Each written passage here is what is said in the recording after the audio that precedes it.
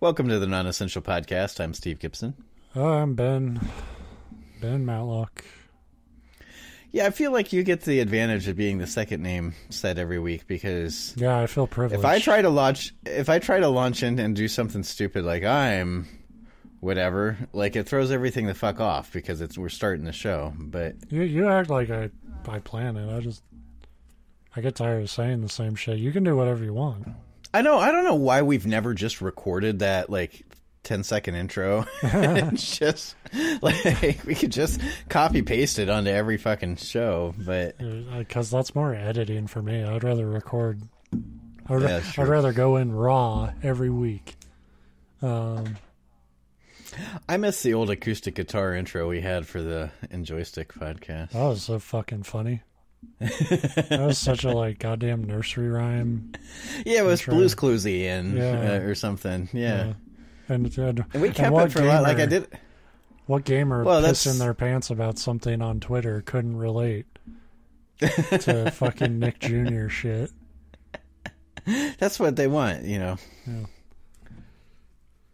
Well, I say that, but I was one of them. No, I don't talk about video games at all unless it's on this show. That's not about video games.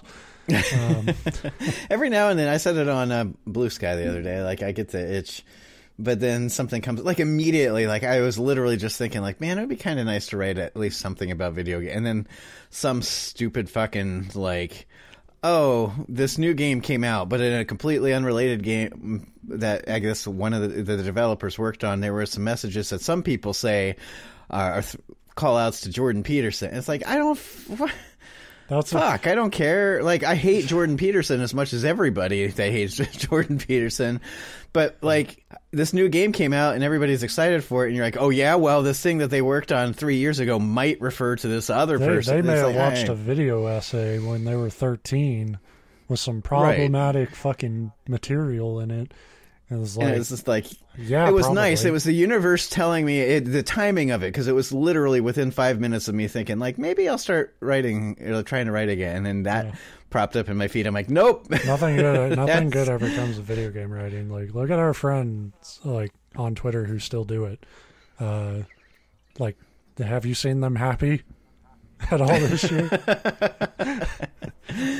Well, and that's the other thing, because I was thinking more along the lines of just strictly ignoring all the industry shit and all that stuff. There's been so many times where we've met a lot of cool people who write about video games, and there have been so many times this year where they spark some shit, and I'm just the Homer meme where he just slides back into the bushes. It's just I want nothing to do with this shit. I'm going to keep playing Street Fighter and getting mad about it. Even I've noticed it, because I was more along the lines of, you're pretty safe with just reviews and impressions. I said, no, you're not. You're not safe for shit.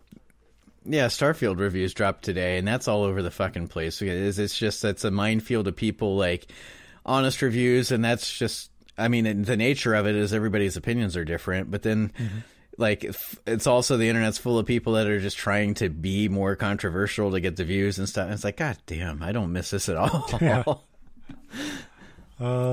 I wish I could do the voice of and I've been referencing this a lot lately because I keep identifying with it more and more, but Detective Crashmore is that for everything has sucked lately. Yeah. Sucked lately. That's one of my favorite lines in all of media. It's become I can leave out. I like the first part. They're I don't even care if I die, or I don't care if I die at all. But you can't include that because then people think you're suicidal, and I'm not there yet. No, but it's more the second. Yeah, it's just the whole the mood of that line. That everything has sucked lately. It's yeah. It's kind of. I had a moment like that today where it was I was joking with a coworker, and I had said something oh, the phones have been quiet so far, and she was oh, you cursed me, and it's I don't believe in curses. I just believe the world's a shitty place. Right. And that's not a woe is me depression. I'm nah, I just shit sucks and things go bad. Right. But anyway, speaking of shit going bad, this show will continue to go bad from beginning to end. And so this week I finally did not even try to put anything together. Good, because the pressure was, even though I caved first, because I did a creepypasta a couple weeks ago, but I've been so fucking flat this week. Just I haven't had the energy to do shit. And even finding creepypastas is hard. So we got a related double feature today. A creature double feature. Yes, we are diving into the world of Disney, which maybe we've done before, but don't tell me that, because I'm not going to find a new one. So yeah, on the show we tell each other stories. Usually we don't try very hard to do that, and this is even I don't know, a sadder approach. I've found that was our whole thing with this show, and we switched from the video game show to this, was that, like, it'll be interesting, but we shouldn't have to try very hard. And I found the farther we go, I try less and it gets harder.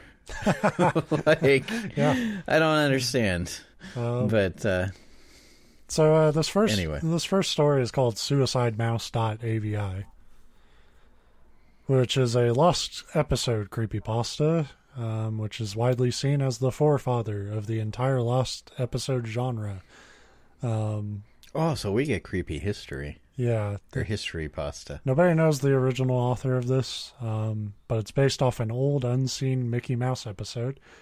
And apparently there's a video made based off of it. There's not a link to it, though, on the Creepypasta Fandom page. So you might have to do some digging if you want to see it. But it might be cursed. There was some well-known search engine that, as shitty as it's become, still usually yields results. Goobler. Yeah. That's my search engine. So you said suicidemouse.avi or something? Yeah. And these always start the same. You could tell this was the first one, but they've all, like, copied it, where it's, like, always, like, in the version of, like, a weird random forum post from somebody who hasn't talked to a human being in a while. Which, in fairness, is how forum posts read. Yeah, totally. Everything's, like, based off something awful. So do any of you remember those Mickey Mouse cartoons from the 1930s? Right away. No. One of the most famous media whatevers. But at the same time, it was kind of... But it's kind of written like, oh, you remember going to the movie Talking Picture, or the Talkies? And why? It's like, well, I mean, I wasn't there, but I know, I am aware of them, yes. The ones that were just put out on DVD a few years ago, so they're not really from the 1930s if they're put out on DVD a few years ago. But I think they mean that they were just like reissued onto DVD. Yeah, I'm being pedantic, but well, I hear there is one that was unreleased to even the most avid classic Disney fans, which I like the idea that Disney as a company is like gatekeeping. Like, are you hardcore enough for our old cartoons? Well, I mean, yeah, that line implies that there's certain cartoons that they were only released to the hardcore fans. Yeah. Like, according to sources, it's nothing special. It's just a continuous loop, like Flintstones, of Mickey walking past 6 buildings that goes on for 2 or 3 minutes before fading out. Unlike the cutesy tunes put in, though, the song on this cartoon was not a song at all, just a constant banging on a piano for a minute and a half before going to white noise for the remainder of the film. It wasn't the jolly old Mickey we've come to love either. Mickey wasn't dancing, not even smiling, just kind of walking as if you or I were walking. What a freak. With a normal facial expression, but for some reason his head tilted side to side as he kept this dismal look. Up until a year or two ago. What? So I think they just described me on my morning walks, like just this dismal look, but my head's still tilting side to side like I'm... Steve Gibson, a.k.a. Suicide Mouse. Mm-hmm. About to drop a beat. Up until a year or two ago, everyone believed that after it cut to black, and that was it. When Leonard Maltin was reviewing the cartoon to be put in the complete series, he decided it was too junk to be on the DVD, but wanted to have a digital copy due to the fact that it was a creation of Walt. When he did a digitized version up on his computer to look at the file, he noticed something. The cartoon was actually 9 minutes and 4 seconds long. This is what my source emailed to me in full. He is a personal assistant of one of the higher executives at Disney and acquaintance of Mr. Malton himself. After it cut to black, it stayed like that until the 6th minute before going back into Mickey walking. The sound was different this time. It was a murmur. It wasn't a language, but more like a gurgled cry. As the noise got more indistinguishable and loud over the next minute, the picture began to get weird. The sidewalk started to go in directions that seemed impossible based on the physics of Mickey walking, and the dismal face of the mouse was slowly curling into a smirk. On the 7th minute, the murmur turned into a blood-curdling scream, the kind of scream well, now they're painful to just hear. recording it's just the animation room. That's the sound animators make when they have to keep drawing. The sketch goes longer than 3 minutes. That's torture. And the picture was getting more obscure. Colors were happening that shouldn't have been possible at the time. There was no such thing as colors in the 30s. Mickey's face began to fall apart. His eyes rolled on the bottom of his chin like 2 marbles in a fishbowl, and his curled smile was pointing upward on the left side of his face. The building became rubble floating in midair, and the sidewalk was still impossibly navigating in warped directions, a few seeming inconceivable with what we as humans know about direction. Mr. Malton got disturbed and left the room, sending an employee to finish the video and take notes of everything happening up until the last second, and afterward immediately stored the disc of the cartoon into the vault.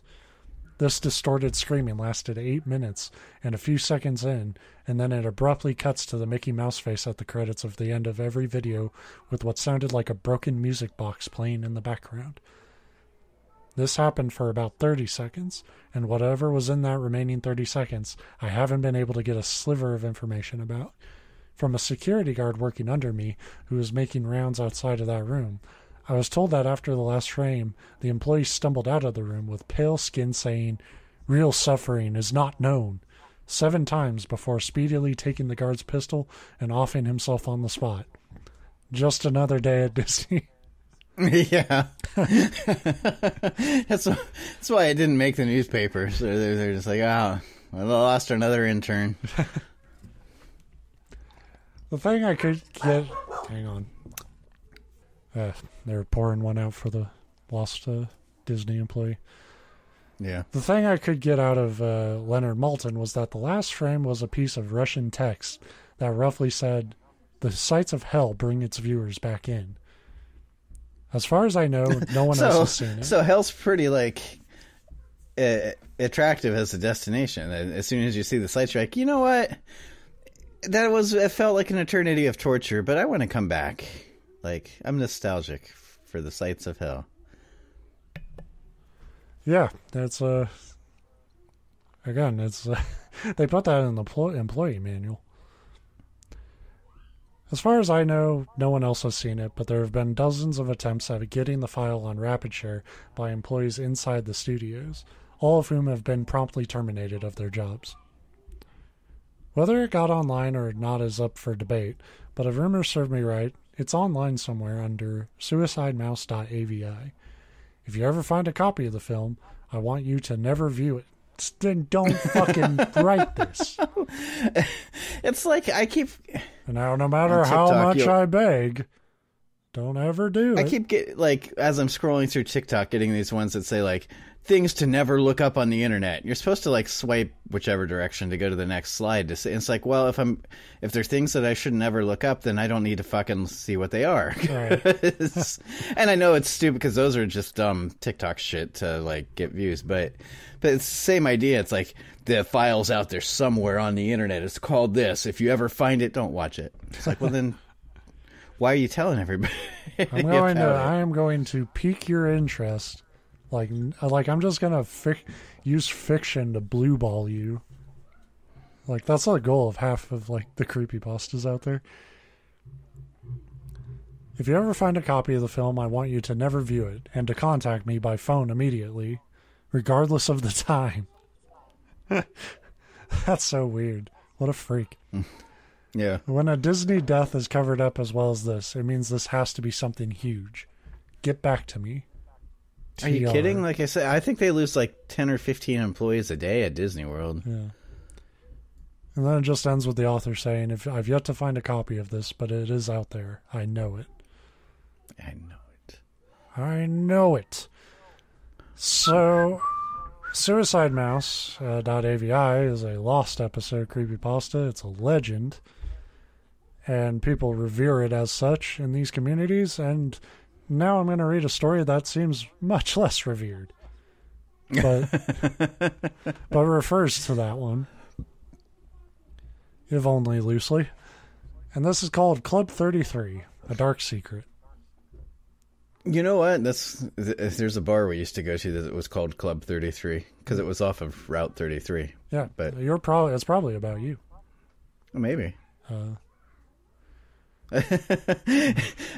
I'll interject a quick story there that's probably only funny to me.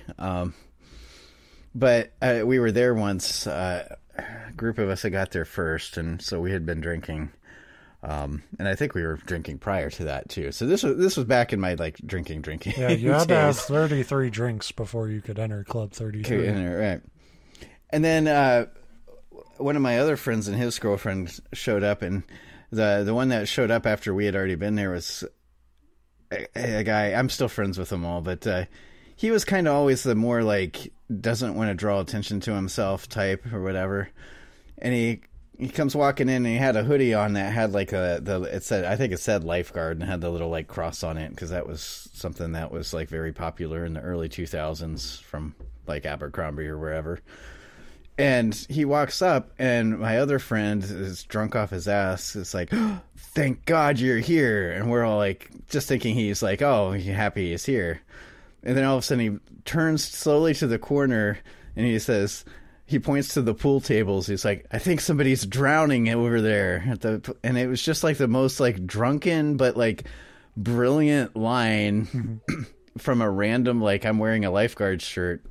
So anyway, that's my Club 33 story. I had a similar moment when I was a teenager. Me and my friends were out in the woods because that's what you do when you're a teenager. Yeah, you just wander into the woods, try to die. We tended to bring our paintball guns and shoot each other because no activity. We brought substances and put them in our brain, and I'm not trying to be coy. I genuinely don't remember what I was on. And it tended to not matter. I mean, I've talked to a lot of people that they would routinely just take. They wouldn't know what they were even taking because that's whatever is available. And I should clarify, which I don't condone. Yeah, I don't do what I did. I didn't turn out well. Look at me. But it happened, and it was funny. And we were like wandering through the woods, and it was one of those things where you took some shit and you lose track of where you are in the woods. And suddenly you're in like kind of a fucked up, like dipshit stoner circle survival situation.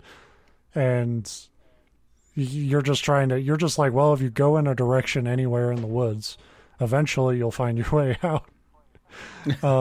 Which is not necessarily true. In areas... You may find a bear. But it ended up being true in our case, but where we ended up was someone's backyard. So we just popped out of the woods into somebody's backyard. It's probably like 5 or 6 o'clock at night.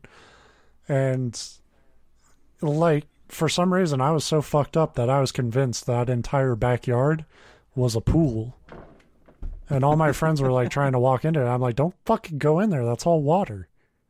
Like, you're going to fucking drown, you idiots.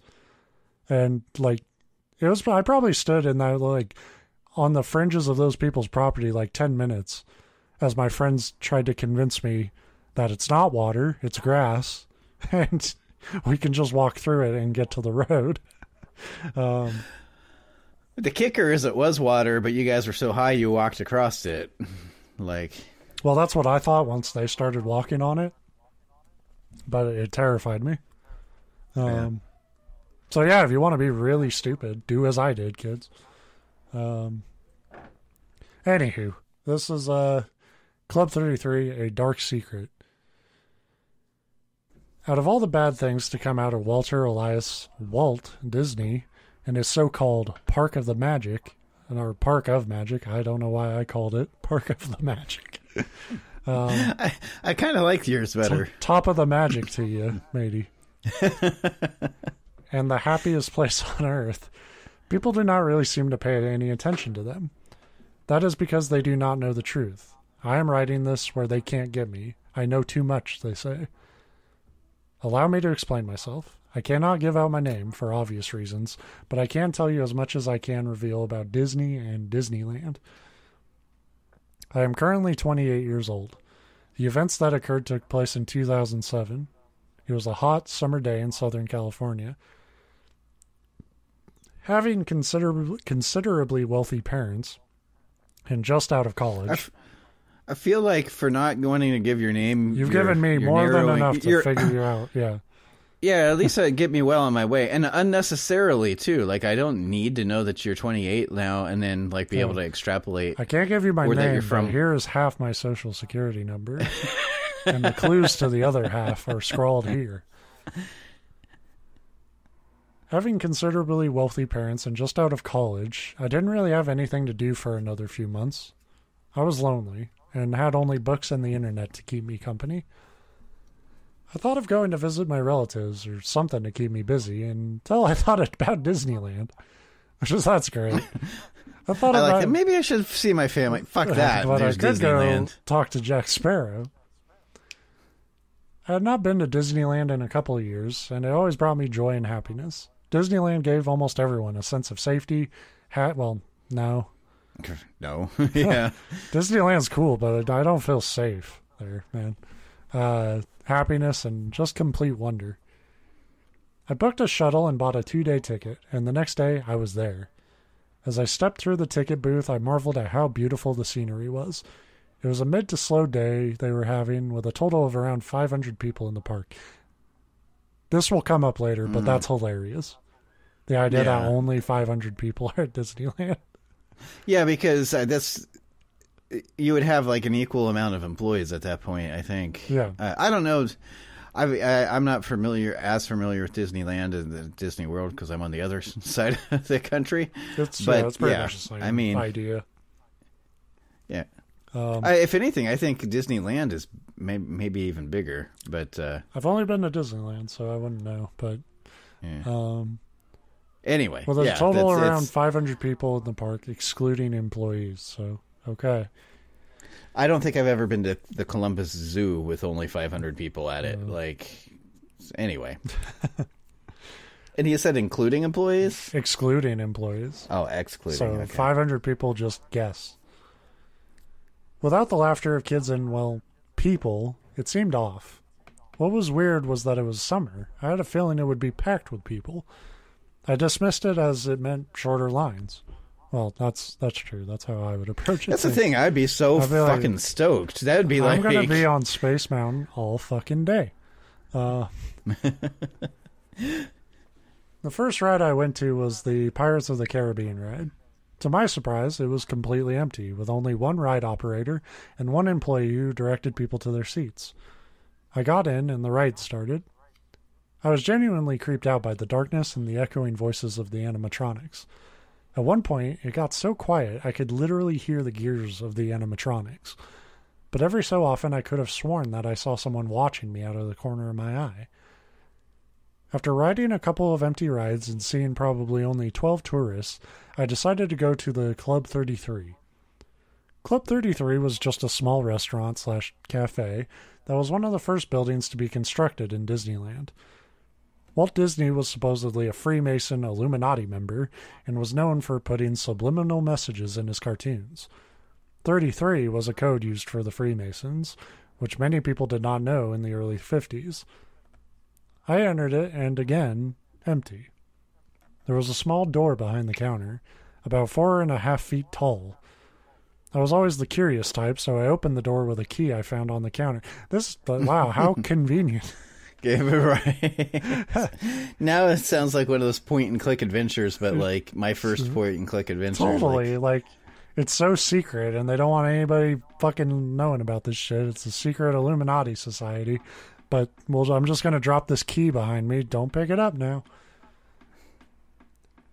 So I opened the door with the key I found on the counter, and I entered. At first it was pitch black, with the exception of the light from the cafe. I walked 3 more feet, and the doors behind me slammed. Literally made a huge wham noise. Wham. Like the bands. I forget what songs they sing, but... It played wham. The small doorway started becoming larger as I continued on. Soon, 6 overhead lights came on and revealed that I was in a 9-foot-tall Snow White, the color, room, with an elevator in front of me. The elevator had a red... I feel like when you're like writing about Disney and then you want to describe a color, you could probably come up with a better term than Snow White. Yeah, that just threw me off. Right. Because it could be a Snow White themed room. Right, that's immediately what I pictured, because we're in Disney mode. A little jack-off shack in Club 33 for some Snow White purrs. The elevator had a red and black keypad, complete with 2 Mickey ears. Some sort of secret room, maybe? You fucking think? Below the keypad was a slab, well, I assume this means a slab of pure gold, with silver letters that, when read, revealed this: "Doeth unto man as they have given us. Masons of the free, we are brothers." Above the sentence was a pyramid with an eye, known as the all-seeing eye. It didn't take a genius, or maybe it did, to find out that the 2-character code was. I put my finger to the keypad. As I pressed the 3, I felt the button of the number had a slimy, sort of spongy texture to it. I pressed the 3 again and hit enter. The elevator made a whoosh sound as it opened. Mm-hmm. Like that band. Right. And a voice, barely audible, came from the base of the elevator. "Welcome back, Walt," it said. This was very high. I like the idea, that they have a secret room where the first off, the key is just on the bar top in front of the locked door, and then the code that Walt would just have a 2-digit security code. Why not? Yeah. This was very high tech for the 50s, unless this was made recently. I stepped into the elevator, and the overhead lights shut off instantly. That's when the elevator started to go down. After a minute, I finally reached wherever this elevator was supposed to go. It was pitch black for a few seconds. Then I saw a few lights above, a lamp, and a vanity desk struggled to turn on. When the lights fully started up, I looked around this strange place. It was about the size of a boss's office. What does I didn't know there was like a standard, the standard boss's office. Yeah, so I'd like a boss office. Sir, you're ordering a cheeseburger. I know what I'm ordering. I want the boss office. I'd like exactly a boss size office. So just enough room for the boss to go in, stare at the wall, and turn around. And there was a silver vault on the left. Surprisingly, it was open. I inspected the desk first. On the table was some VHS tape, which had a title hastily scribbled on as Suicidemouse. It was coated in a layer of dust and broken down. That was an odd title if it was made by Disney, but I ignored it. Besides that destroyed VHS tape and a nameplate titled Walt Disney, the desk was empty and dusty. I looked into the vault, and surprisingly, it was clean, as if someone had recently polished it. It was filled to the brim with old tapes, notes, and other various things. But what caught my eye was a small refrigerator in the back of the vault. It was a struggle to open it, but when it finally snapped open, I saw something that made me vomit on the floor. In the refrigerator was a glass jar. It was filled with frozen water, and inside was Walt Disney's frozen head. It looked as if he had just died yesterday, his skin fully intact. I'm just imagining Austin Powers frozen at the beginning of that movie. Yeah, I was going to say, that seems less immediate vomit-inducing than, it was Walt's head. His skin was, floating in the juices because it, peeled off, Which whatever. is more likely. I want to be cryogenically frozen, and then somebody just forgets to take care of you. And I like the term, like, I get it. I immediately vomited on the floor. It's like, yeah, it's evocative. But if you want to step up your writing, say, I immediately vomited on the ceiling. Because I shit on the floor and rocketed through the roof. Right. Like, everybody vomits on the floor. That's where vomit falls. But if you paint the picture that it's like, yeah, it hit a passing bird, then that conveys. Anyway, what do I know? You know, creepypastas. We're basically experts, Steve. After recovering from the nausea, I shut the refrigerator door closed. Who on God's green earth would do that? Was this some sort of sick joke or something? On the top of the refrigerator was a note. I opened it and read it. Please don't vomit on my floors. That's my one request before I die. Please don't think I'm so ugly that you vomit on the floor. I opened it and read it. Dear my faithful employees and brothers of the free, I am sorry to have to tell you this, but I have discovered that I am dying. I was shocked to learn that I'm mortal. I need to still finish what I started. Many of us know of the ones who discovered us. They are still out there. Do whatever you need to do to get rid of them. When they are on the attractions, make it look like an accident. This is the dumbest way to wipe out a threat. Wait for them to come to you. Yeah, and then I run a theme park and like one at a time. Like, do whatever you need to do to get rid of them. When they are on the attractions, make it look like an accident and let the public believe that it was their fault. So it wasn't an accident or it wasn't their fault. We cannot risk the world knowing. I have already gotten rid of one by means of being crushed on the People Mover. He was obviously referring to the death of a 17-year-old boy back in the 1960s, in which the police report described him being crushed to death by the People Mover, an old attraction that was removed so that the monorail could be placed. The child, or the 17-year-old boy, apparently fell off the first car and was crushed by the next, going at a painful speed of 2 miles per hour. Again, a lot of things are evoking Austin Powers-esque imagery. No. Although this is probably I assume this was a real thing that happened that they're pulling into the story to. Maybe not. Maybe. It's all real. What are you talking about? But I also like the idea that one of Walt's biggest enemies that he's like creating this death trap to kill was a 17-year-old. Well, he knew that the Freemasons were a thing, and he found our secret key right by the counter. We keep getting more and more enemies by the day simply because we have a giant sign that says, "Welcome to Secret Freemasons Club. Here's the key." Yeah. So yeah, the kid apparently fell off the first car and was crushed by the next, going at a painful speed of 2 miles per hour. Could he have discovered what the Freemasons were doing? I trust you in making sure that they are all silenced permanently. Yours truly, Walt D. What, he wouldn't sign his full fucking name at that point? No, that's culpability. Yeah. You gotta leave. You can say, "Oh, that wasn't Big Walt me. D. That was Walt Danzy." What was going on? What was so important about Walt's involvement in the Freemasons? What were they planning? I was horrified, and I ran back to Clearly, the corporate takeover of 90%. Yeah, one day we'll have Star Wars and Marvel and shit out really repetitive movies. I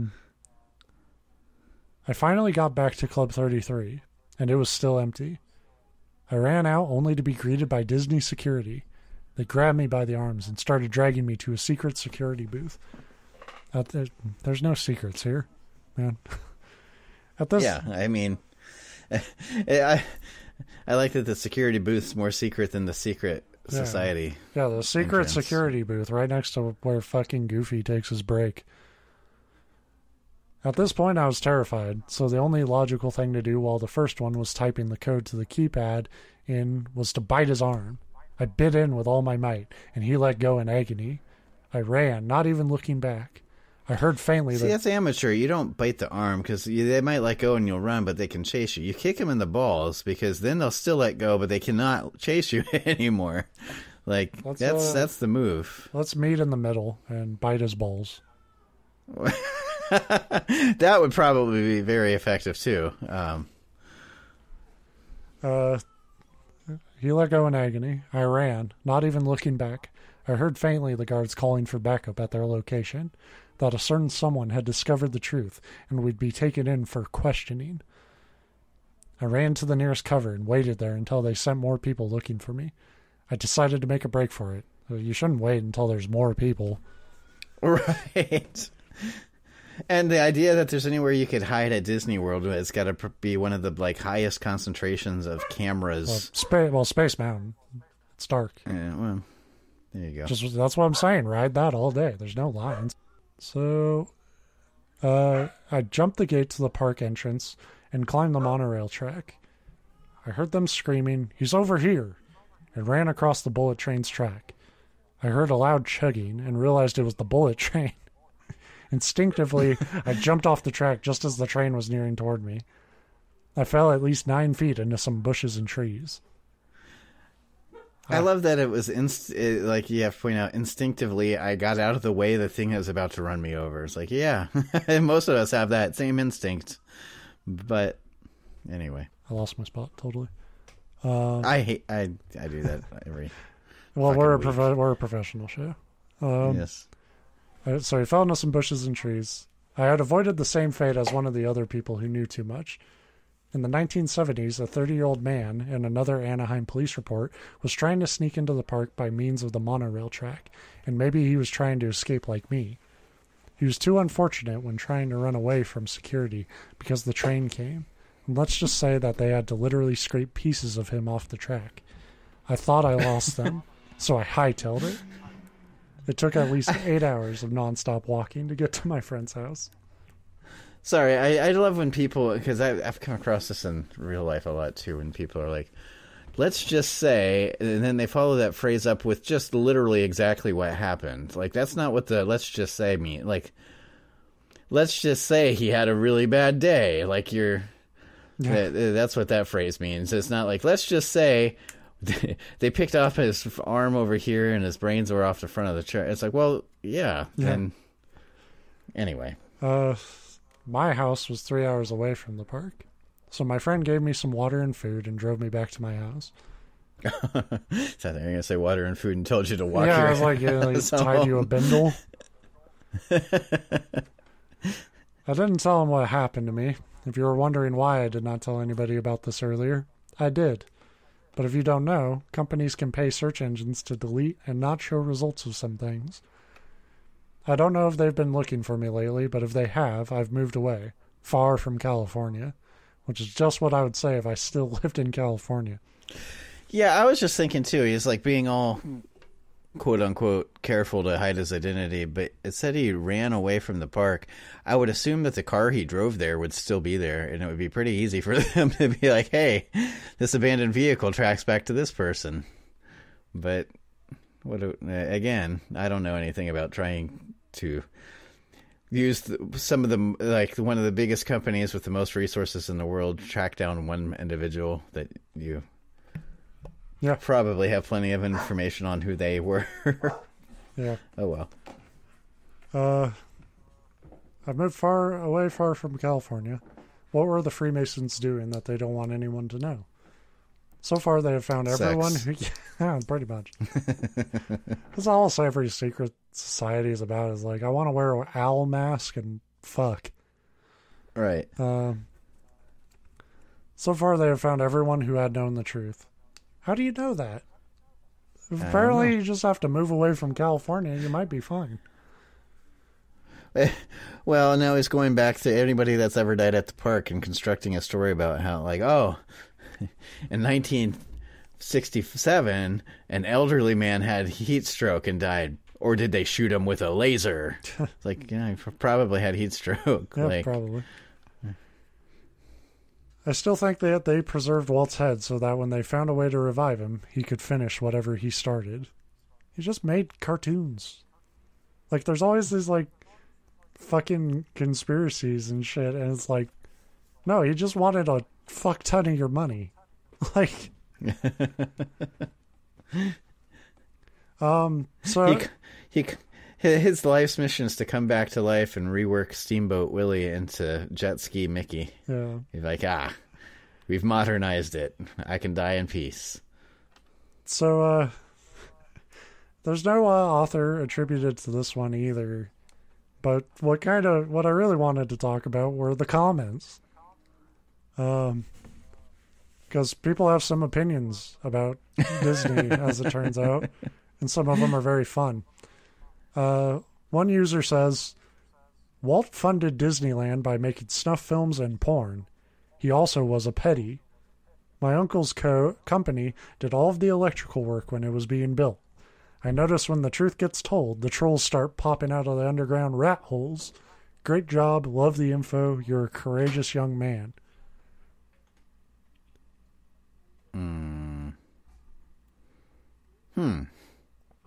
Another guy who really didn't like the story. Why can't people just write believable stories instead of stuff like this?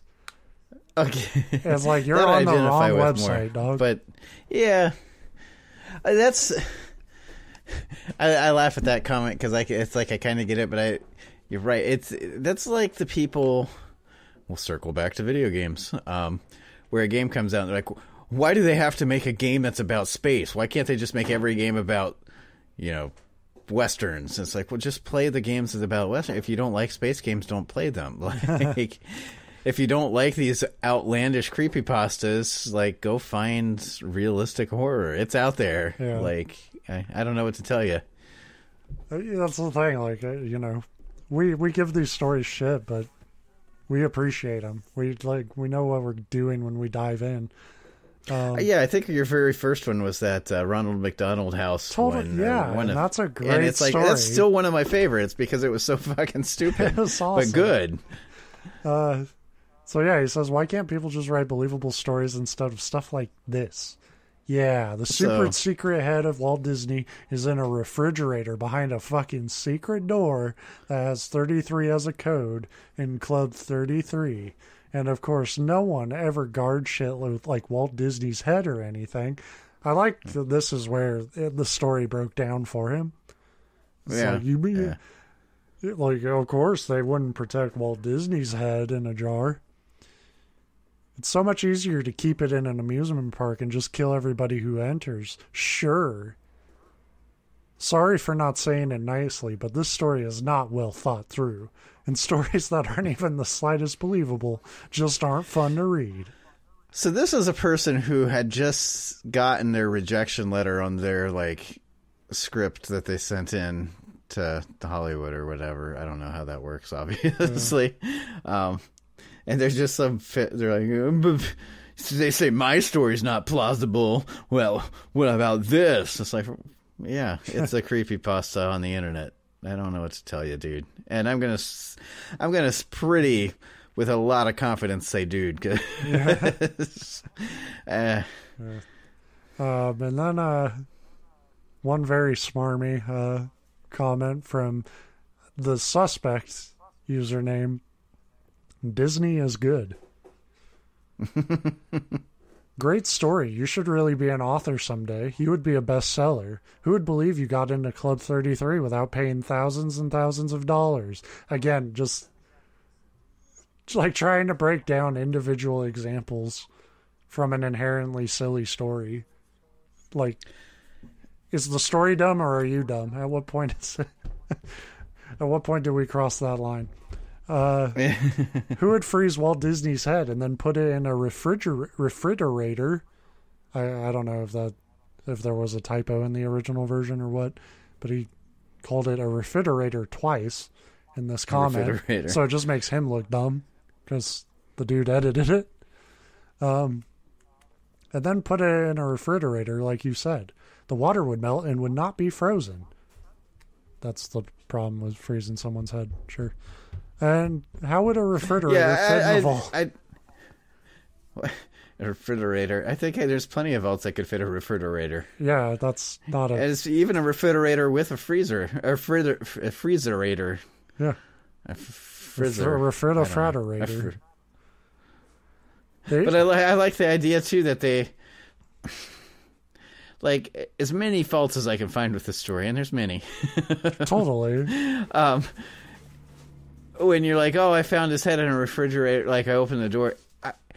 I don't fault them for, like, I didn't even assume they're trying to, like, paint a picture of a regular consumer refrigerator. Like, yeah. You don't necessarily need to go into great detail. By Walt Disney's head was like 3 cans of Baja Blast. Like, all right. Like, and it's like I'm trying to tuck in my lunch behind our founder's head. Perhaps the writer understood that most readers are going to understand that the cryogenic freezer is not the same, but you don't need to necessarily waste time explaining that. But apparently you do. Yeah. Because I'm supposed to believe that you got a whole Frigidaire in a vault. That's the thing. Is like, how am I supposed to believe you're not? Like, Jesus Christ, it's a Disneyland creepypasta.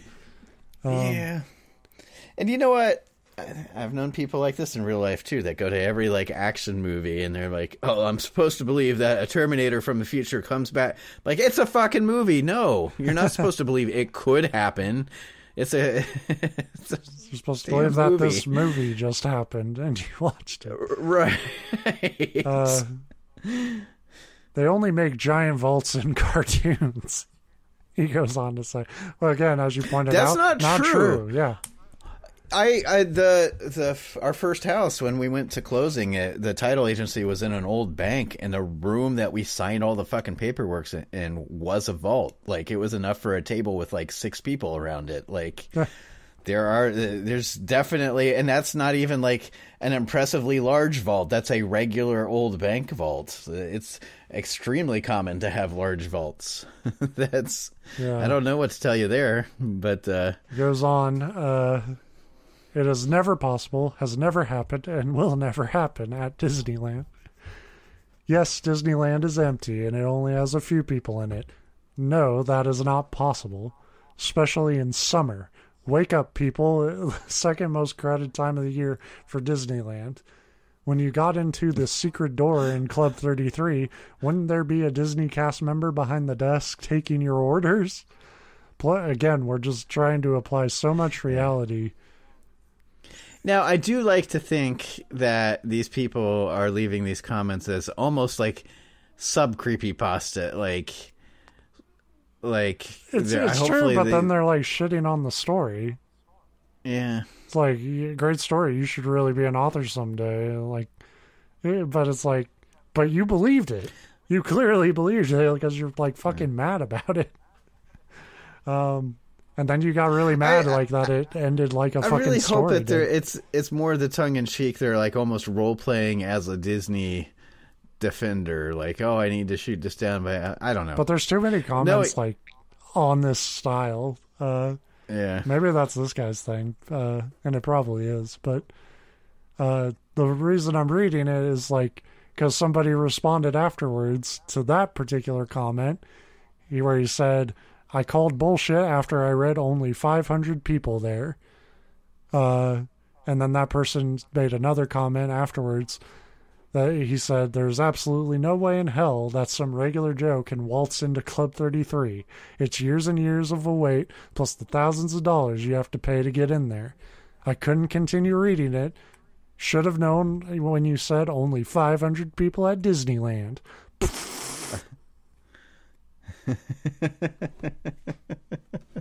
It really does sound like these people were like they're mad because they didn't get the real story. Yeah, they think they're being lied to. Like, you tried to trick me. It's like, it's fiction. Yeah. Like, it's clearly fiction. But yeah, it's not even like top 5 worst that we've read on here. No, it's like, no. I mean, like I said, there's plenty of things. If I wanted to sit and critique it, sure, but it's just funny to me. Like, yeah, yes, which most of these are. But the only thing I love more than creepypastas are the creepypasta community. So thank you, comment section. You gave me life.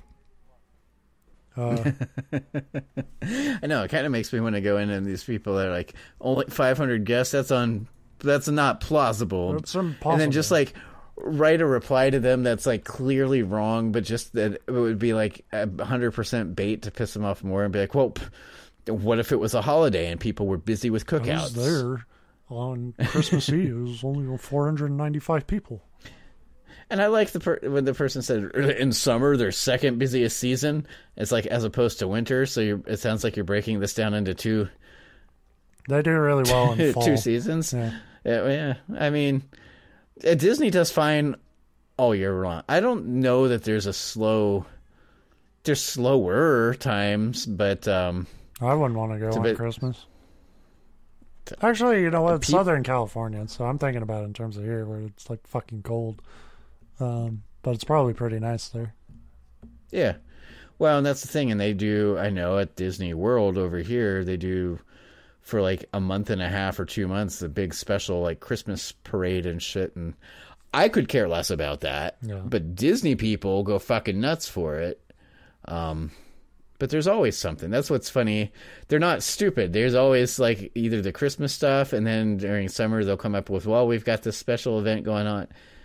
And if you're really like, one of my friends that I grew up with, his older sister, she's a Disney person. They go to Disney World probably 4 or 5 times a year. Mm-hmm. And I live in Ohio, so that's not they're close. That's a 14-hour drive there and back, plus the thousands of dollars you have to spend to get in and do stuff. Yeah. So, yeah, I mean, I get these people like 500 people is implausible. We said it, but it's like, yeah, also this is a creepypasta. And I think that it was trying to paint the picture that something weird was going on from the fucking get-go. Like, yeah. Not, like... Yeah, like, that's the thing. Like, you're, like, mad at, like, a horror movie setup. Like... Yeah, because, like, maybe it's supposed to imply that they were, you know, the park did something, like maybe they didn't allow people to buy tickets. You know, they only allowed X amount of people to buy tickets to stay because it was one of the days they were trying to... It's like watching the thing and being like, why are they all in the Arctic? It's like, because that's the fucking plot. Well, you didn't explain why this person decided that taking this job was more important than staying home with his son. I need an explanation for this. It's like, no, it's a... Yeah. Yeah, you're living in a world where you want, like, more exposition. Is that really... Think long and hard, if that's what you want. I was going to say, one of our most common complaints on these stories is people over-explaining stuff. Yeah. And a lot of these comments seem to be, I demand further explanations. Like, I demand not that. Yeah. Like, that's one of the things I appreciate about this story. Yeah, honestly. One of my only gripes with the story was it wasn't exactly 3 sentences long. I went to Disney World. Now they're trying to kill me. I'm in hiding. Like, that's all. That's a pretty good creepypasta. That's actually pretty good. You should be an editor. So yeah. That's the. So who's about that might be the last one. Disney, Mickey Mouse might fucking come put a bullet in my kneecaps. Well, in fairness, we've left this open-ended to which side of this we fall on, if we believe it or not. So, before they kill you, they'll say, do you actually believe in this conspiracy? And if you're honest, you'll have to say, I didn't until now. Yeah. Like, the fact that you're showing up at the door with a gun, I assume, yeah. Well, I'll be okay, because I know the secret Freemason code to let them know you're one of them. They're about to shoot you between the eyes, and you just yell out 3-3, and they're like, fuck. No, I go Freemason, go. What did? Well, yeah. Then you're spared. I would spare you, as long as you can just on the spot come up with like just riff that whole song. It's the fucking ninja rap from Teenage Mutant Ninja Turtles too. But you got to Weird Al that shit and change the words to... Nah, just do Freemason and just do the ninja rap. But I haven't watched Probably Ninja fit. Turtles 2 in a long time, so I'm going to have to bone it. I know that's the problem. Is Ninja Rap is about the only line. There's something about a team in green, I think. And I do remember the line. Have you ever seen a turtle get down? Yeah, it's the best part of that. We should just do a fucking episode where we're just watching Ninja Turtles 2 and commenting over it. But there's a point where, like, they bash through the wall and Vanilla Ice is playing a concert, and without missing a beat, music starts and he creates the whole fucking ninja rap as they're fighting in his concert. Which is again, where's the comment section? That's implausible. Nobody wrote or edited these lyrics. But on Only top of that, the rest people at a Vanilla Ice concert? Bullshit. But somehow the music was generated to fit, and the backup dancers didn't miss a beat either. It's like, yeah. I'd like to think afterwards they went back to the green room and he said, I fucking told you all it was worth our time to make a song about Ninja Turtles, just in case. You guys thought I was fucking high when I came up with that. I used to hear all the bitching when I'd make us rehearse this, but who's the genius now? That was the best part of the movie. I made you all fucking learn this dance on the off chance that the fucking mutant brawl broke out. Finally, one of the backup dancers is like, fine, I'll fucking give it to you. You were right about the Ninja Turtle rap, but I swear to God, the giant squirrel one's never going to happen. He just has, like, all these songs. Yeah, he had to make a ninja rap for every animal. Hey, well, it's like, finally. We're not giving him enough credit. It's not just a ninja rap for every. He's got a bunch of professions for every animal too. Because if accountant turtles had burst through the wall, he would have had the accountant turtle rap ready to go. Like Vanilla Ice, if nothing else, he was prepared. Yeah. He is known for that. That's why he went bankrupt. Oh man. That's a great song, Vanilla Ice. We love you. Really, I unironically do like Rob Van Winkle. He shouldn't have fucking. I think if you write the fucking Ninja Turtle rap, you shouldn't have to worry about money again. I'm not saying you should be filthy rich. I'm saying you should have a stable life. Totally. In fairness, I don't think he's actually is bankrupt, but well, maybe he is. I don't know. Shockingly, there's a lot I don't know about Vanilla Ice, and that's on. I was going to say, shockingly, Vanilla Ice hasn't called me up to go over his financial situation anytime recently. So tune in to next week for the hard-hitting Vanilla Ice interview, where we discuss cool to what find happened. out that one of our 6 listeners is Vanilla Ice, and he's like, I like the guys talking. He's like, I decided to call in and like catch you guys up on my actual situation here. I do have a squirrel ninja rap. I decided to call in on your personal cell phone, and I'm outside your house right now. I know that's creepy because you guys don't post your number anywhere, but I had it anyway. All right. Anyway. I'm done talking. Goodbye.